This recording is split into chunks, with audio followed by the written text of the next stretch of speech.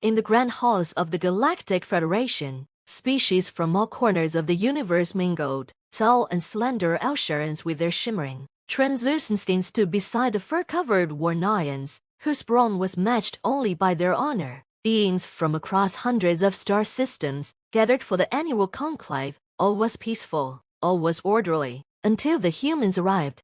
Humans, newcomers to the galactic scene, were the odd ones out. They were not particularly strong, nor particularly fast, and certainly not the most advanced species by any means, yet they were feared.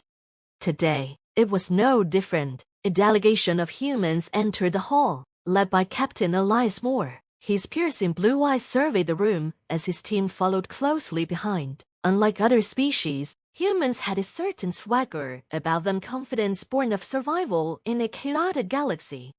They had carved out a place for themselves where they didn't belong, and they had done it with a tenacity that left many species cautious, some even terrified.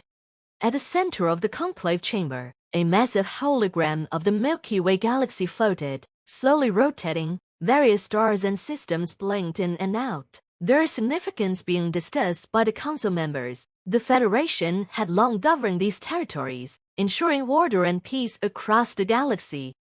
The Alsharan representative, a thin, ethereal being named Kfenis, floated forward to speak. His voice resonated, calm but commanding. Today, we discussed the star Kfenis 113. It is located on the edge of the Orion Arm, unclaimed and unexplored. He gestured toward the hologram, and the star in question blinked, a small white dot near the fringes of the known galaxy. The room murmured with curiosity. It was rare for such an uncharted star to draw attention. Kfenis continued, "We have detected strange readings from this star. It is highly unstable, its gravitational field fluctuating in ways we have never encountered. We recommend quarantining it, keeping all exploration and colonization efforts far from this anomaly." Captain Moore raised an eyebrow. He exchanged glances with his second-in-command, Lieutenant Avery, a woman as sharp as she was unflinchingly loyal. A subtle grin formed on Moore's face, and with the usual human flair, he stepped forward. "Quarantine, you say?" he asked, his tone casual, but there was an underlying edge of amusement. "Yes," Kfenis replied. "It is far too dangerous to explore. The data we've gathered suggests—" "Let me stop you right there." Moore's voice cut through the air like a blade. The entire hall fell silent. Eyes turning to the human, "You're telling me there's a star out there, on the edge of our galaxy, unexplored and too dangerous for the rest of you?" Kfenis, though clearly irritated, remained composed. "Precisely. It poses a significant risk to any species that approaches. The Federation has unanimously agreed that no one should touch it." "Got it," Moore finished for him, a sly grin playing on his lips. "Thing is, we humans, we don't really do don't touch." Kfenis stiffened. "Captain Moore, I must insist." "Look," Moore continued, pacing now, hands clasped behind his back. "I get it. You see a dangerous star. You avoid it. Sensible, logical, even. But here's the thing, humans, we're a little different. When we see danger, we don't run, we don't hide, we face it, we learn from it. Hell, we conquer it." The murmuring started again, louder this time. Some species were intrigued, others wary. The Alsharans looked particularly offended, their cultural distaste for conflict and risk evident. "You would be foolish to risk the lives of your people for mere curiosity," Kfenis shot back, his patience wearing thin. Moore stopped pacing and looked directly at him. "Curiosity, that's not why we do it." He paused, his expression hardening. "It's survival. The universe didn't give us a choice. Earth, our home, was never kind to us. We had to fight for everything against nature, against odds, against ourselves. So, when you tell us not to touch something because it's dangerous, all we hear is that there's something worth fighting for." There was silence in the chamber. The weight of his words hung in the air like a palpable force. Other species, raised in comfort or isolation, couldn't quite understand the human need to push boundaries, to challenge fate. It was both their greatest strength and most terrifying trait. Kfenis, sensing the shift in mood, floated back slightly. You risk the annihilation of your species by venturing into the unknown. We have seen stars destroy entire systems, forces that no species can withstand. Moore didn't flinch. He crossed his arms, that trademark human defiance gleaming in his eyes. And we've seen worse, trust me. The Federation members exchanged glances. They knew the stories. Humans had survived wars, plagues, natural disasters, and more. It had expanded into space faster than anyone expected, overcoming every obstacle in their path. And now, it seemed, they were ready to face this unknown threat. Captain Moore, Kenneth said slowly, are you really prepared to risk it all for this star? Moore turned to the hologram, the tiny white dot pulsing faintly. He stared at it for a long moment before answering. That star belongs to humanity now, he said firmly. Whatever's there, we'll figure it out. We always do.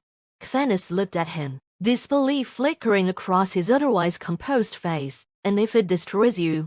Moore shrugged, a grin returning to his face. Well, then it just proves we're right. You don't touch what you can't handle. But until that happens, don't you dare touch it. And with that, the humans turned and laughed, their decision made. The Federation watched them go, uncertain of what fate awaited them at the edge of the galaxy. But one thing was clear: no matter what, humans would face it head-on. The Stark's Menace 113. It was theirs now, and they were going to touch it. The ISS Frontier hurtled through the dark void of space, faster than any human ship had ever traveled before. The destination? Stark's Menace 113, the mysterious anomaly that the Galactic Federation had warned the humans to avoid. Captain Elias Moore stood on the bridge, gazing out at the stars, streaking past the ship's reinforced windows. He had no intention of turning back. Captain, we're approaching the outer rim of the star's gravitational field, Lieutenant Avery reported, standing at attention by the navigation console. Good, Moore said, his voice steady. Drop us out of FTL right at the edge. The crew, handpicked for this mission, worked seamlessly around him. Every member knew the risks, every member was prepared. There were no second thoughts, no hesitation. They were human, after all. The ship decelerated, and the stars returned to their static brilliance as the Frontier entered real space. Before them, Menace 113 shone ominously in the vast expanse of space, a white, pulsing star unlike anything they had seen before. Its light was strange, almost wrong. It didn't flicker or radiate like a normal star. It frowned, it beckoned. Bring up the scans, Moore ordered. A holographic display appeared in front of him, showing detailed readouts of the star, massive fluctuations in gravity, unpredictable magnetic fields, energy spikes off the charts. This was no ordinary star. Readings are erratic, Captain, Avery said, her eyes scanning the data. I've never seen anything like it. The gravitational distortions alone could tear us apart if we get too close. How close is too close? Moore asked, the glint of a challenge in his voice. Avery smirked slightly. You want me to guess? Always. Let's say 500,000 kilometers. Moore turned to the helmsman. Take us into 499,000. There was a slight pause as the helmsman processed the order, but no one questioned it. The engines roared to life, and the Frontier edged forward, closer and closer to the star. The light from Menace 113 grew brighter, casting long shadows across the bridge. As they approached, the ship's systems began to register strange anomalies. The energy reading spiked again, alarms blaring in the background. Chutes holding at 80%, Avery reported, but the gravitational fluctuations are increasing. The ship's compensators are struggling to keep up. Steady, Moore said, his eyes fixed on the star. Suddenly, a deep thrumming noise echoed through the hull. The lights flickered. The crew stiffened, but no one panicked. Captain, the science officers called out from her station. There's something else here. A massive structure, just beyond the star's surface.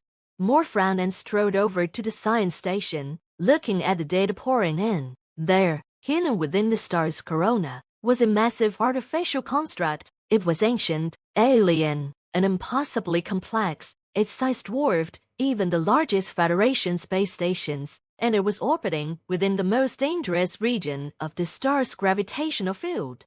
What the hell is that? Avery muttered, staring in awe at the readouts. Moore felt a chill run down his spine. This was no ordinary anomaly. This star had been engineered, controlled. Prepare a probe, Moore ordered. I want a closer look at that structure. Within minutes, a small probe was launched from the frontier and sped toward the star. As it approached the alien construct, the crew held their breath. The probe's cameras transmitted grainy images of a colossal, spiraling machine, its surface pockmarked with scars of time and battle. Massive spires jutted out from its core, surrounded by swirling energy fields that seemed to warp space around them. Is this some kind of weapon? Avery asked, her voice laced with concern. Maybe, Moore replied, his mind racing, or a generator could explain the star's weird behavior. Before anyone could speculate further, the probe's feet suddenly cut off, the screen going dark. Captain, the science officers shouted, we've lost the probe. It was destroyed. Something from the structure hit it with an energy burst. Red alert, Moore commanded. The lights on the bridge shifted to a deep red as the crew snapped into battle-ready positions. A new energy spike surged from the star. The Frontier's hull ground as the gravity waves slammed into the ship. Chutes fluctuated wildly, and the bridge shook under the force. Chutes down to 60%. Avery shouted, we're taking hits from the gravity waves. Captain, there's something coming from the star. The tactical officers reported, his fingers moving rapidly across the console. It's a ship. No, several ships. On the main screen, massive alien vessels began to emerge from the surface of the star itself. They were dark, angular, and terrifyingly advanced. Their hulls shimmered with energy as they powered up weapons, each ship the size of a Federation dreadnought. These were not like any known species ships. They were something ancient, something that had been waiting. Moore's heart pounded in his chest, but his face remained calm. This was exactly why they were here. Looks like we've woken up the neighbors, he said, his voice cold and steady. Prepare for evasive maneuvers. I want every weapon ready to fire.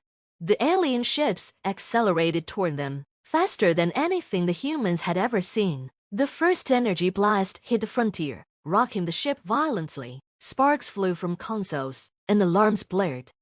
Return fire, Moore ordered. The Frontier's weapons lit up, missiles and energy beams streaking toward the alien fleet. Some connected, but it was clear the humans were outgunned. The alien ships moved with terrifying precision, their shields absorbing much of the impact. Captain, we can't take much more of this, Avery yelled over the chaos. We're not equipped for this kind of fight. Moore stared at the screen. The alien ships closing in. They had come this far. They had to know what was out there, what this star was hiding. His mind raced. Retreat would mean failure, but staying could mean death. He made a snap decision. Get us out of here. Full retreat, Moore shouted. The engines roared to life, and the Frontier began its desperate escape. The alien ships hot on their tail. They needed to survive. They needed to bring this knowledge back to the Federation. The humans would regroup, they would plan, and they would return.